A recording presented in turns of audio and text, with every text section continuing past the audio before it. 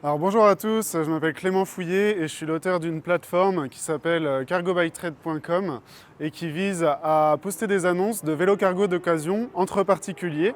Alors il peut y avoir deux fonctionnalités, soit effectivement vendre son vélo cargo sur la plateforme, comme on le ferait sur d'autres plateformes du style Le Bon Coin, mais cette fois-ci c'est dédié au cargo. Et deuxième fonction, ça va être la location. Comme on louerait actuellement sa voiture quand on ne s'en sert pas, on la met à disposition d'autres particuliers qui souhaiteraient s'en servir seulement pour 2-3 heures, pour aller chercher des courses, chercher les enfants, ce genre de choses.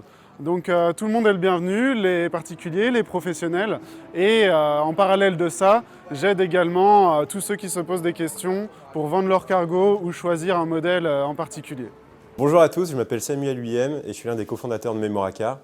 Donc, on s'est rendu compte que plus les véhicules se complexifiaient, plus les personnes avaient du mal à gérer leur véhicule parce qu'ils ne le comprenaient pas, ils avaient du mal à savoir ce qui devait être fait, pour combien. Et donc du coup, on a eu décidé de créer Memoracar qui est un médiateur de confiance entre automobilistes et professionnels qui va venir sécuriser les points de contact avec votre garagiste. Donc ça peut être dans un voyant qui s'allume, une prise de rendez-vous, la réalisation d'une intervention. Et on va venir du coup améliorer la compréhension et fluidifier les échanges entre automobilistes et garagistes. Donc comment on fait ça? Nous avons créé une application mobile totalement gratuite pour l'automobiliste qui fera office de carnet d'entretien digital où il retrouvera un véritable coffre-fort numérique avec l'ensemble des informations de son véhicule. Il bénéficiera également d'un accompagnement personnalisé, donc basé sur l'agrégation, la centralisation et l'enrichissement de données provenant des constructeurs, des garagistes, de déterminer l'état de santé du véhicule, mais aussi les prochaines opérations à venir.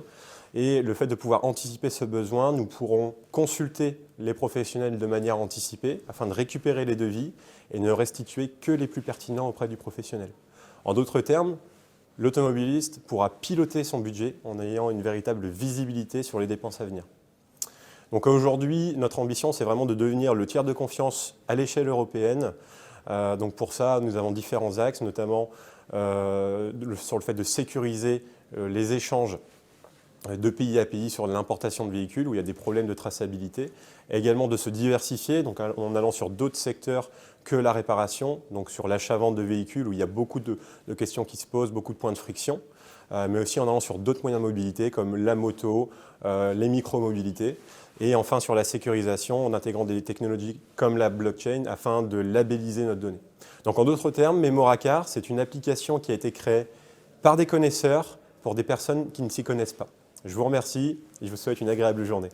Du coup, chez EasyMob, on traite d'un sujet de la mobilité qui est peu connu, qui est l'accessibilité des différents lieux de transport, des différents moyens de transport et bâtiments recevant du public. Notre objectif, c'est de fournir des solutions logicielles d'accessibilité pour que tout le monde puisse prendre les transports en commun et participer à la vie dans la ville de demain. Pour ça, nous avons développé donc des solutions logicielles d'accompagnement dans les transports, mais aussi dans les établissements recevant du public, afin de compléter complètement l'intégralité de la chaîne de déplacement. Nos solutions intègrent des technologies de pointe comme les algorithmes d'intelligence artificielle qui permettent de fonctionner même souterrain et même tout simplement quand aucun réseau GPS n'est utilisé.